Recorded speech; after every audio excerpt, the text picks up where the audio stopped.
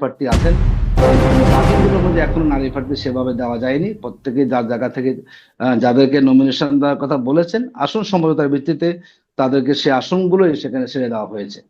প্রার্থী নির্বাচন তো সম্পর্কে দলের বিষয়, কাকে তারা সেখানে প্রার্থী করবেন।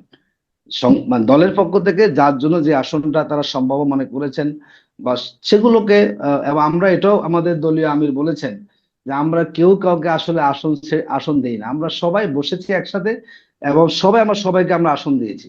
এমন না যে আমরা জামাত 1 নম্বরে ড্রাইভিং সিটে আছি, না তা হয়নি, এখানে সবাই ড্রাইভিং সিটে আছেন এবং ড্রাইভিং সিটে বসে যাতে গাড়িটাকে সঠিক ড্রাইভ করে তার গন্তব্যে পৌঁছানো যায় তার জন্য যার যার বিষয়গুলো একসাথে বসে আমরা সেখানে আন্ডারস্ট্যান্ডিং এর মধ্যে দিয়ে এই যে জোটে কোনো সেগুলো নারী প্রার্থী নাই, এটি এটি আসলে কে বার্তা দেয়, বিশেষ করে নারী ভোটারদের?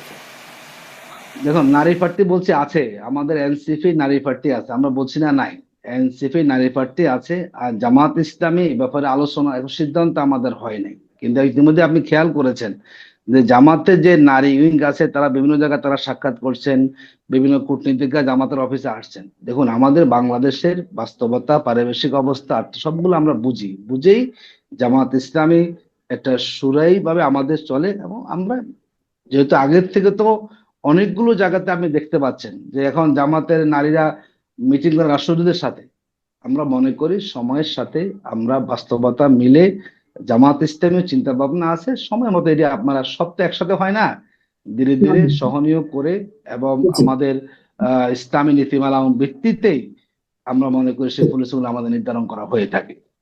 আমি একটু ডাক্তার আব্দুল তুষারের কাছে এটা শুনতে চাই, ধীরে ধীরে সহনীয় হয়েই তারপরে আসলে বাস্তবতা বুঝেই প্রার্থীর বিষয়টা কথা বলছেন। আপনি কি বলবেন?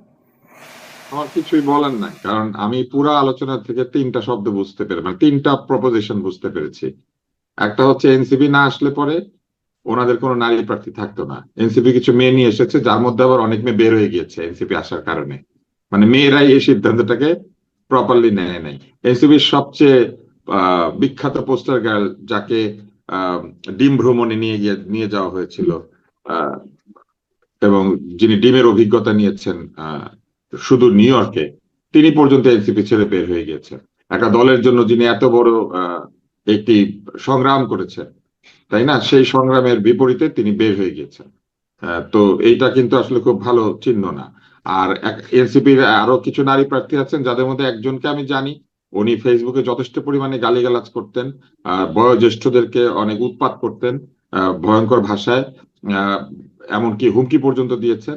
এবং শুধু তাই না, তিনি একটি আহ আধা সরকারি প্রতিষ্ঠানে ঢুকে পড়েছিলেন এই অভ্যুত্থানের যে ক্ষমতা, সেই ক্ষমতা দিয়ে সেখান থেকে পদত্যাগ করে তিনি নির্বাচন করার বিষয়ে ঘোষণা দিয়েছেন। এবং সেইখানে তার দুর্নীতি এবং তার ক্ষমতার অপব্যবহার নিয়ে ওই একই সংগঠনে কর্মরত একজন বহু সিনিয়র চিকিৎসক ফেসবুকে স্ট্যাটাস দিয়েছিলেন, পরিষ্কারভাবে লিখেছিলেন যে তিনি তার উৎপাতে অতিষ্ঠ। তো এরকম প্রার্থী নিয়ে তো এনসিপি এসেছে তাদের সঙ্গে যোগ দিতে। এখন এটা আমি বুঝতে পারলাম যে নারী থাকতো না, এনসিপি নারী নিয়ে এসেছে, বাকি প্রার্থীদের সাথে নারীর তেমন কোনো অংশগ্রহণ ছিল না। তবে দূতাবাসের বড় বড় কর্মকর্তাদের সঙ্গে অনেক নারী নেত্রীরা কথা টথা বলছেন, এটা অবশ্যই একটা উন্নতি বলে আমরা মনে করতে পারি। কিন্তু 50 জন নারীর বেলায় কি হবে? ওই 50 জন তাদেরকে নির্বাচিত করতেই হবে যখন তারা সরকারে জিতবেন। সেই নারীরা কারা বা সেই নারী নেত্রীগুলি কে, সেটাও কিন্তু আমরা জানি না। আমাদের 50 জন নারী নেত্রী গিয়ে সেখানে ঢুকে পড়বেন, যেটা আমরা বিএনপির বেলায় বুঝতে পারি, আওয়ামী লীগের বেলা একসময় বুঝতাম, কমিউনিস্ট পার্টির বেলায় বুঝতে পারি যে তাদের নারী নেত্রীকে। ধরেন এই যে মোশরেফা মিশু, আমরা জানি যে যদি কখনো তারা ক্ষমতায় যায় উনি কোটায় হইলেও একটা নারী আসন পাবে। আমরা জানি যে নীলুফার চৌধুরী মনি, ওনার দল যদি ক্ষমতায় যায় তাহলে নিশ্চয়ই উনি একটা নারী আসন পাবে, তাই না? কিন্তু আমরা জানি না যে আমাদের কোন নারী কিংবা এই ঐক্যজোটের কোন নারী মানে আমাদের বোনেরা, তারা কারা এমপি হবেন কিংবা হবেন না। ফলে তাদের আসলে কোনো কিছু পরিষ্কার না। দ্বিতীয় যেটা আমি বুঝতে পেরেছি, সবচেয়ে পরিষ্কার বক্তব্য হচ্ছে আগে আমাদেরকে ভোট দেন, জিতার পর আপনাদেরকে সবকিছু জানাবো। আমাদের একটা প্রপোজিশন আছে, সেটা কি? সেটা হচ্ছে আমরা অতীতে কখনো দুর্নীতি করি নাই, আমরা ভালো। ঠিক আছে, আপনারা অতীতে অবশ্যই দুর্নীতি করেন না, কিন্তু আমরা মাত্র আপনাদের 2 জন মন্ত্রীকে দেখেছি, আমরা তো আপনাদের 30 জন মন্ত্রীকে দেখি নাই। 30 জন মন্ত্রী হইলে আপনারা দুর্নীতি করবেন কি করবেন না, সেটা একটা প্রশ্ন। আর দ্বিতীয় প্রশ্ন হচ্ছে, দুর্নীতি মানেই তো শুধু আর্থিক দুর্নীতি না। দুর্নীতি কিন্তু মানে আসলে এটা কি করে বলবেন, মানে এটি আসলে কিভাবে আশ্বস্ত করবেন দুর্নীতি করবেন না? না না, দুর্নীতি মানে শুধু আর্থিক দুর্নীতি না। দুর্নীতি মানে বিভিন্ন জায়গাতে নৈতিক অবস্থান থেকে সরে আসা, যেমন ওনারা সংস্কারের খুবই পক্ষে, মনে হচ্ছে যে জুলাই সনদ একটা রীতিমতো একটা গ্রন্থ, যেটা অবশ্যই মানতে হবে, আমাদেরকে সকলকে মানতে হবে। জুলাই সনদ একটা মানব সৃষ্ট জিনিস, এইটার বহু ভুল আছে, বহু ঠিকও আছে, অনেক কিছু ভালো, অনেক কিছু মন্দ, দুইটাই আছে। কোনো কিছু পারফেক্ট না, মানে পৃথিবীতে কোনো কিছুই পারফেক্ট না ধর্মগ্রন্থ ছাড়া। তো ইমপারফেকশনে তো ওইখানে জায়গা আছে। এখন আমার একটা অন্য প্রশ্ন আছে, সেটা হচ্ছে এই সনদ তো অনেকগুলি সংস্কার কমিশনের রিপোর্টের ভিত্তিতে তৈরি হয়েছে। তাহলে এই যে ওনাদের যে বৃহৎ জোট, সেই জোটে অধিকাংশ দল নারী সংস্কার কমিশনের নারী রিপোর্টটাকে ছুঁড়ে ফেলে দিয়ে একটা সভা সমাবেশ করেছিল বিরাট, এবং সেখানে আবার এনসিপির নেতারা যোগও দিয়েছিল। ফলে আমরা ধরে নিতে পারি এনসিপির নেতৃত্বের একটা অংশ ওই নারী সংস্কার কমিশনের বিরুদ্ধে। তাহলে এই সংস্কার কমিশনের এই অংশটা, অর্থাৎ জুলাইয়ের অভ্যুত্থান পরবর্তী উঠে আসা যে বিষয়গুলি, সেখানে নারী বিষয়ক যে সংস্কার, সেই সংস্কারের বিষয়ে তাদের মতামত কি, এটাও কিন্তু তারা পরিষ্কার ভাবে বলেন নাই। স্বাস্থ্য ব্যবস্থা তো 12টা বাজিয়েছেন তারা। এই যে এখন যে সরকার আছেন, তারা টিকা দিতে পারে নাই সময় মতো, বাংলাদেশে টিকার অভাব তৈরি হয়েছে, এটা নিয়ে কোনো সংবাদ পর্যন্ত হয় নাই। বাংলাদেশে অতি গুরুত্বপূর্ণ টিকা, যেটা জন্মের পরে 1 বছরের মধ্যে দিতে হয়, সেইখানে টিকা সংকট হয়েছিল এবং টিকা শিডিউল মিস করেছে অনেকে, এটা নিয়ে কোনো কথাবার্তা হয় নাই। এবং ইচ্ছা মতো দলীয়করণ করা হয়েছে স্বাস্থ্য ব্যবস্থাকে। সেটাকে তারা কি করবেন, সেটাকে তারা ঠিক করবেন? এটা কিন্তু দুর্নীতি না, এটা কিন্তু আর্থিক দুর্নীতি না, এটা হচ্ছে নিজেদের লোকজনকে জায়গা মতো বসানোর দুর্নীতি, যেটাকে দলীয়করণ বলে। এই কাজ আওয়ামী লীগ করেছে, এই কাজ অন্তর্বর্তী সরকারে করেছে, এই কাজ তারা করবেন না? তাদের তো একটা ডাক্তারদের দল আছে, ন্যাশনাল ডক্টরস ফেডারেশন না কি জানো, এনডিএফ নাম। তো তারা কি এটা বাদ দিবেন? তারা তাদের ওই দলীয়করণ প্রক্রিয়া থেকে সরে আসবেন? আমার একাধিক বন্ধু এখানে আছেন, ফেসবুকে স্ট্যাটাস দেন, আজকাল তাদের স্ট্যাটাস দেখলে মনে হয় যে গতকালই তারা ক্ষমতায় গিয়েছেন, এখন জাস্ট শপথ নিতে বাকি আছে। তো এই যে ডাক্তাররা রাজনীতি করে, এটা তারা বন্ধ করবেন? এটা তো তারা করবেন না, বরং আরো ভয়ঙ্কর ভাবে এই ডাক্তারদের রাজনীতি, প্রকৌশলীদের রাজনীতি, এগুলো চলবে। এগুলা কিন্তু অর্থনৈতিক দুর্নীতি না, কিন্তু এগুলা এক ধরনের দুর্নীতি, যেটা রাষ্ট্রকে দুর্নীতিগ্রস্ত করে ফেলে, মেধার পরিবর্তে দলের লোকজনকে সেখানে বসানোর পদ্ধতি তৈরি করে দেয়। আমরা তো এইসব বিষয়ে পরিষ্কার জানতে চাই। কেউ কোনোদিন ক্ষমতায় যায় নাই, এটা কোনো অজুহাত হইতে পারে না যে আমরা আমাদেরকে কোনোদিন টেস্ট করে দেখেন না। একটু টেস্ট করে দেখেন, মনে করেন তিতা করলা, কুইনাইন, তারপরে মনে করেন বাংলাদেশের যত তিতা ফল আছে সব এসে বলতেছে আপনারা তো আমাদেরকে দিয়ে পায়েস রান্না করেন না, একটু করে দেখেন, করার পরে দেখতে পারেন খাইতে ভালো লাগতে পারে। এটা কোনো যুক্তি হতে পারে না। যুক্তি হচ্ছে আপনারা যোগ্য ব্যক্তিদের নাম বলবেন, যে দেখেন আমাদের দলে এইরকম এরকম লোক আছে, এইরকম এরকম নেত্রী আছে, এইরকম এরকম নেতা আছে, এরা যখন ওইখানে গিয়ে বসবে, ওনারা দেখবেন না ওনারা কি করে। জি জি, সেই আমি অবস্থা নিশ্চয়ই অ্যাডভোকেট আতিকুর রহমানের কাছে আপনি একটু কি মনে যাই। করেন যারা যারা অকথ্য ভাষায় গালিগালাজ করেছে, ইসলামে গালি নাই, এবং জামাতে ইসলামের একজন নেতা আমার নিজের অনুষ্ঠানে এসে বলেছেন যে ইসলাম গালিগালাজকে সমর্থন করে না, অথচ তারা এমন কিছু দলকে তাদের সঙ্গে নিয়েছেন যারা উঠতে বসতে বড়দের ছোটদেরকে গালিগালাজ করে এবং গালিকে বলে প্রতিবাদের ভাষা। তা আমরা কি করে বুঝবো? জি, অনেকগুলো আসলে প্রশ্ন আমার অ্যাডভোকেট আতিকুর রহমানের কাছে একটু লাভ আর ক্ষতির হিসাব হবে নির্বাচনের পরের দিন। নির্বাচনের ফলাফল দেখলে বোঝা যাবে কার লাভ হলো, কারণ তারা তো তাদের লাভের জায়গাটা নির্দিষ্ট করেছেন। জামাত ইসলামের নেতৃত্বে যে জোট, সেখানে তাদের লাভ একটাই, সেটা হচ্ছে তারা ভোটে জিততে চান। তাদের অন্য কোনো কিছু নিয়ে চিন্তা নেই, তারা ভোটে জিতবেন, তারপরে যা হবার হবে। কিন্তু আজকে আমার ভালো লাগছে, আতিক ভাই চমৎকার কিছু কথা বলেছেন। তার মধ্যে একটা হচ্ছে, তারা অতীতে যখন বিএনপির সঙ্গে আহ নির্বাচন করে মন্ত্রিত্ব নিয়েছিলেন, তারা বড় দলের দুর্নীতির দায় নেন নাই, এটা একটা কৌশল, তা এটাও বলেছেন। আবার এটাও বলেছেন যে আহ ছোট অবস্থায় আসলে অনেক প্রতিবাদ কৌশলের কারণে করা যায় না, দুইজন মন্ত্রী কি করে একটা বড় দলকে নিয়ন্ত্রণ করবে, এটা বলেছেন। কিন্তু দেখেন এখানে একটা স্ববিরোধিতা আছে। তিনি বলেছেন যারা বড় দল তাদের কথা অনুযায়ী দেশ চলবে, আমরা যেভাবে বলবো সেভাবে দেশ চলবে। তাহলে জোটের দরকার কি? তার মানে উনি জানিয়ে দিয়েছেন যে জিতবার পরে জামাতে ইসলামী এখানে বৃহৎ দল, তারাই বেশি সিট জিতবেন, এবং সরকার হলে তারাই সেখানে বড় দলটা থাকবেন। তাহলে তাদের ইচ্ছা মতোই চলবে, বাকিরা তখন ইয়াস বলবে। কিন্তু প্রশ্নটা হচ্ছে, ধরেন ওনাদের শরিক দল থেকে ওনারা মন্ত্রী দিল, যে প্রশ্নটা আমি করেছি সেটার উত্তরটা পাই নাই আসলে, যে তাদের শরিক দল থেকে মন্ত্রী হলো, এবং আগে যেমন তারা দুইজন কোনো দুর্নীতি করেন নাই, এখন দেখা গেল তারা অধিকাংশই দুর্নীতি করলেন না, কিন্তু দুইজনে করলো। তখন তারা কি করবেন? তারা কি সেই দুইজনকে বাদ দিবেন? তারা কি সেই দুইজনের বিরুদ্ধে শাস্তিমূলক ব্যবস্থা নেবেন? আর যদি নেনই, তাহলে জেনে শুনে সেই সব দল যাদের দুর্নীতি করার সম্ভাবনা আছে তাদেরকে জোটের মধ্যে নিচ্ছেন কেন? এটা হচ্ছে একটা। দ্বিতীয়ত, তাদের এই 8 দলের জোটের মধ্যে চরমোনাইয়ের পীর সাহেব আছেন। পীর সাহেবদের যে রাজনীতি, সেখানে সুফিবাদ একটি গুরুত্বপূর্ণ বিষয়। জামাত ইসলাম কি সুফিবাদের যে ইসলামী ধারা সেটাকে সমর্থন করে? এই ব্যাপারে কিন্তু তাদের কোনো পরিষ্কার কোনো দৃষ্টিভঙ্গি আমরা জানি না, ভোটাররা জানি না, হয়তো তারা জানেন কৌশলের অংশ হিসেবে আমাদেরকে বলছেন না।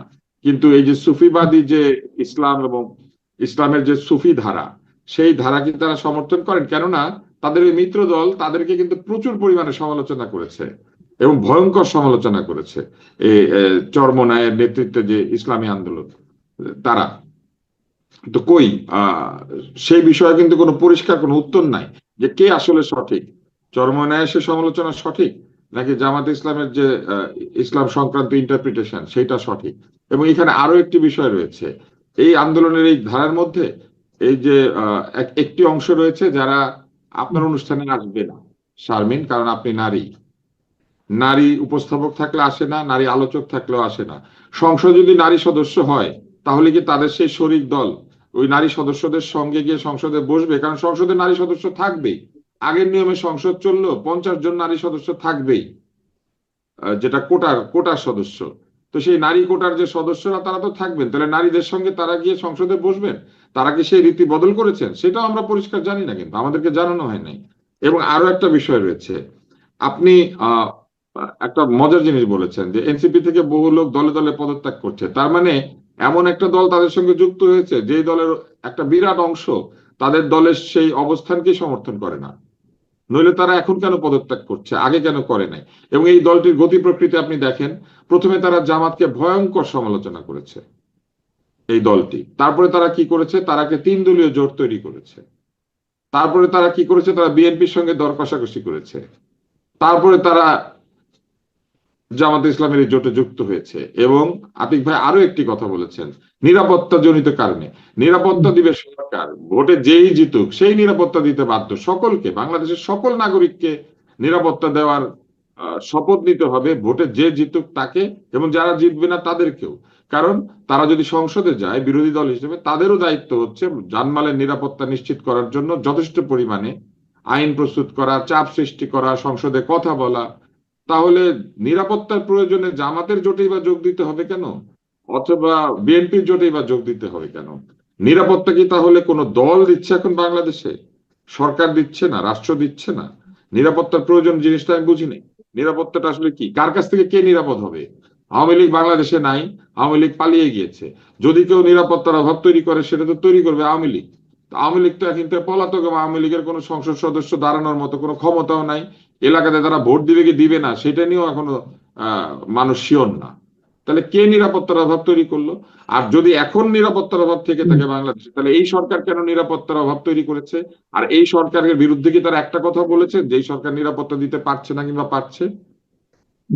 না, এটা তো মনে হয় বলছে যে সরকার যে আমার কাছে নিরাপত্তা মনে দিতে হয় যে পারছে না, জানেন, এটা তো মনে হয় এত বলছে। কৌশলী হলে তাহলে কৌশলের একটা পরিকল্পনা আমাদেরকে জানাতে হবে। কারণ এত কৌশলী হলে কে কার জামার নিচে, কে কার আস্তিনের ভিতরে, কে কার লুঙ্গির নিচে, কে কার শেরওয়ানির ভিতরে, আমরা তো বুঝতে পারছি না ভোটার হিসেবে। আমাদেরকে পরিষ্কার ভাবে বলতে হবে এই কিছু কিছু প্রশ্নের উত্তর। কি করে সুফিবাদী একটি আন্দোলনের ধারা যারা জামাত ইসলামকে আমি একদম ভয়ঙ্কর আপনার সমালোচনা প্রশ্নগুলো করেছে, নিয়ে তারা কি আপনার করে এটার প্রশ্নগুলো মধ্যে একটু যায়? জানতে চাই। জি, আপনার প্রশ্নগুলো জানতে চাই, কিন্তু এটা একটা খুব কিন্তু ব্যাপার যে সাথে থাকলে নিরাপদ থাকবে আর হাতে না থাকলে অনিরাপদ হয়ে যাবে, বিষয়টা কি এরকম? অ্যাডভোকেট আতিকুর রহমান, আপনার কাছ থেকে একটু বিষয়গুলো শুনতেই চাই। এবং ওই যে ইসলাম, আমার দুঃখিত, আতিকুর রহমান, আমার ইসলাম আরেকটা আমার আরেকটা আচ্ছা, জায়গা আছে, জাতীয় সরকার। আমি ওই প্রশ্নটা তাকে করে দিই, তাহলে উনি একসাথে উত্তর দিতে জি, পারবেন। ছোট্ট করে ওনারা জি। বলেছেন যে জিতলে পরে জাতীয় সরকার করবেন, আবার বলেছেন আমরা যেভাবে বলবো, বড় দল যেভাবে বলবে সেইভাবেই সরকার চলবে, রাষ্ট্র চলবে। তাহলে জাতীয় সরকার বানানোর দরকার কি? এটা তো কোনো প্রয়োজন নাই। জাতীয় সরকারের বাকিরা বসে বসে ওনাদের কথা শুনবে। জি, অ্যাডভোকেট আতিকুর রহমান। জি, আমি একটু সম্ভবত উনি আমার কথাটা বুঝতে একটু ভুল হয়েছে ওনার। ভুল হইতে পারে। দেখুন, বাংলাদেশে দুর্নীতি মুক্ত যদি বলেন আপনি, আমাদের দলগত যে পদ্ধতিটা আছে, 2001 সাল থেকে 6 সালে বিএনপি ক্ষমতায় ছিল। আপনি বলুন তো বিএনপির কয়জন মন্ত্রী এমপি দুর্নীতি মুক্ত ছিলেন? আমি কথাটা এখানে আনতে চাইনি এখন।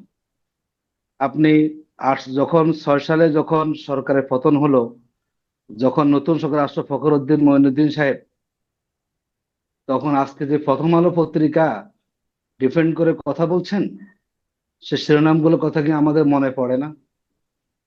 আমাদের দেশনেত্রী বেগম খালেদা জিয়া থেকে শুরু করে এখন বর্তমান বিএনপি চেয়ারপারসন যিনি আছেন, তাকে যে লিড এগুলো যে করেছে প্রথম আলো পত্রিকা, এগুলো কি প্রথম আলো থেকে মুছে দিতে পারবেন?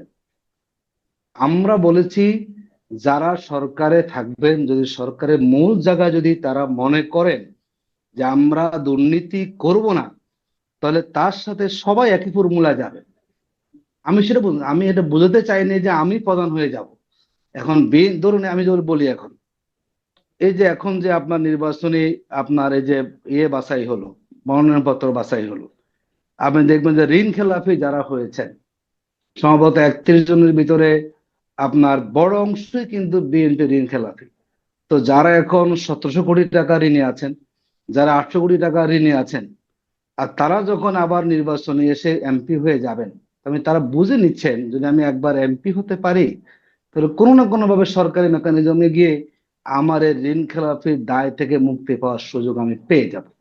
আমি ওখানে বলছি। এবং আপনি দেখুন, ঋণ খেলাপি থেকে শুরু করে এবং যারা বিগত সময়ে বাংলাদেশের এমপি মন্ত্রী ছিলেন, কয়জন সেখানে স্বচ্ছতা অবলম্বন করেছেন। আমি ওখানে বলেছি সরকারের যদি মূল নীতি নির্ধারক যারা থাকবেন, তারা যদি মনে করেন যে আমরা নিজেরা দুর্নীতি মুক্ত হব না, আমার দল, দেখুন আমি যদি আপনাকে ক্যাটাগরিক্যালি বলি, আমাদের জামাত ইসলামের আমির ওপেন ডিক্লার দিয়েছেন আমাদের হলো আপনার সোহরাওয়ার্দী উদ্যান। এখন পর্যন্ত বাংলাদেশের যারা ক্ষমতা আসতে চাচ্ছেন তারা কেন এই সাহসটি করেন নাই? আমরা বলেছি দুর্নীতি মুক্ত হলে আগে এমপিরা দুর্নীতি মুক্ত হবেন। এবং সেই প্রথম কথা বলেছেন যে আমাদের কোন এমপিরা কোনো সরকারি কেউ কোনো গাড়ি নেবেন না, কেউ যারা হবেন কেউ কোনো সরকারি প্লট নেবেন না। এমপি কোটায় যে অনুদানগুলো আসবে, কোনো এমপি নিজে খরচ করবেন না, তিনি এগুলো পুরো টাকাটাই তিনি সেগুলো জনগণে বন্টন করে দিবেন। তার মানে আপনি এমপি হয়ে যে সুযোগ সুবিধা পাওয়ার, আপনি দল থেকে মনোনয়ন নিচ্ছেন কোটি টাকা খরচ করে দিয়ে, আপনি সেটা কোথা থেকে সেটা আপনি পাবেন বলেন? তার মানে উনি মনে করেন যে আমি টাকাটা ইনভেস্ট করলাম, যদি কোনোভাবে আমি একবার এমপিটা হয়ে যেতে পারি, এর 100 গুণ আমি আদায় করতে পারবো। যে দলগুলো সিস্টেমের মধ্যে আছে হলো দুর্নীতিকে সুযোগ করে দেওয়া, সেই সিস্টেম তো ইসলামী দলগুলোর ভিতরে নাই। আমি ঢাকা 11 জামাতের প্রার্থী ছিলাম, এখন জোটগত কারণ আমাকে ছেড়ে দিতে হয়েছে। আমাকে তো দলকে ম্যানেজ করতে হয় নাই, আমি তো টাকা দিয়ে নমিনেশন নেওয়া লাগে নাই, কোনো বাণিজ্য সেখানে আমার করতে হয় নাই। তা আমি বলতে পারি হ্যাঁ, যদি আমি কখনো সুযোগ পাই, যদি আমার দল আমার থেকে কোনো দলকে ম্যানেজ করতে হয় নাই, সুতরাং আমি যদি এমপি হই, সুতরাং এমপি হলে জনগণের বরাদ্দের টাকা দিয়ে আমার যে ঘাটতি মেটানোর যে সুযোগ, সেটা কখনো আমার প্রয়োজন হবে না। আমি সেখানে বলছি কিন্তু এখন সিস্টেমটা যে আপনার অনেকে আপনাদের জোটে করাপশন যারা আছে থাকে। তারা আগেই ঘাটতি মিটিয়ে যাচ্ছে, আগেই ঘাটতি শোনেন, মিটিয়ে নিচ্ছেন, যেমন আপনি জনগণের আপনি কাছে এটা আমাকে টাকা শেষ করতে নিয়ে। দেন। দেখুন, জি। শোনেন, এখানে আমাদের যারা জোটে আছেন, এখানে জামাত ইসলামী এর আগে পার্লামেন্টে ছিলেন, বাকি যে দলগুলো আছেন দলগুলো কেউ কিন্তু পার্লামেন্টের আগে প্রতিনিধিত্ব করেন, কিন্তু আমরা তার আশা নিয়ে বাঁচতে হবে। এখন আপনি আগামী দিনে কি হবে, যে আপনি সেই প্রশ্ন আমাকে ছুড়ে দেন যে আগামী দিনে মন্ত্রী হলে দুর্নীতি করলে আপনি কি করবেন, আমরা ওই পর্যায়ে আসি। যদি আসার আগে আপনি আমাকে বেরিয়ে দিয়ে দেন, সেটা কখনো যুক্তিগত। আমি আমি একটু আপনাকে দেখুন, না কেন, আমাদের যে এটাই তো আসলে ইশতেহার যে আসার আগে আপনাকে জানাইতে হবে যে আপনি আসলে কি করবেন। হ্যাঁ, তাছাড়া আমরা আপনাকে জানাবো। অদেখা, এখনো আপনাকে দেখি নাই, এখনো কি করে এখনো আপনাকে বিশ্বাস করবো? এখনো এখনো সময় শেষ হয়ে যায় না, একটু ওয়েট করেন আপনারা। আমাদের জোটটা পাকাভুক্ত হোক, আসনগুলো সম্ভবত নিশ্চিত হোক, নিশ্চিত আপনি জানবেন যে 11 দল তাদের লক্ষ্যটা কি, তারা কোন লক্ষ্যকে নিয়ে তারা মাঠে যাবে, তারা জনগণকে কি বিষয়গুলো বলবে। আমাদের 11 দল এত রাজনৈতিকভাবে দেউলিয়া হয়ে যায় নাই।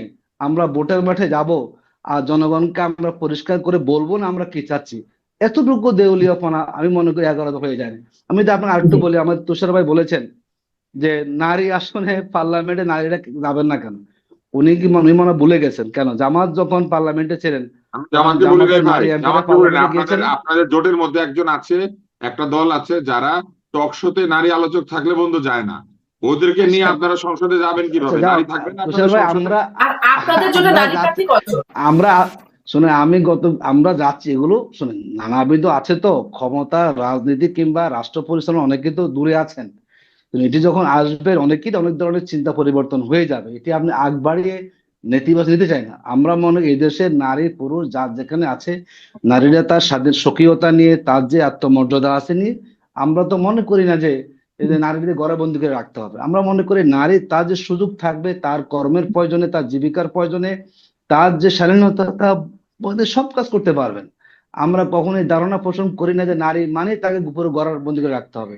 দেশের অর্ধেক শ্রেণী জি, মানুষকে আপনি আপনি ঘরে বলছেন যে বন্দি করে চিন্তা রেখে পরিবর্তন কখনো হবে, বাংলাদেশ মানে করতে পারবেন না। ভবিষ্যতে হবে, এটা নিয়ে আমাদের আস্থা রাখতে হবে। এখনো পর্যন্ত হয়েছে বলে আমরা জানি না। আমি সাথে সাথে এই প্রশ্নটা করছিলাম আপনার কাছে যে আমাদের জোটের নারী প্রার্থী কতজন? দেখুন, আমাদের জোটের এখনো নারী প্রার্থী সরাসরি নেই। আমাদের এনসিপি থেকে নারী প্রার্থী কিছু আছেন, এটা সংখ্যাটা এখনো নির্ধারণ করা হয়নি। একজন নারী। ওদের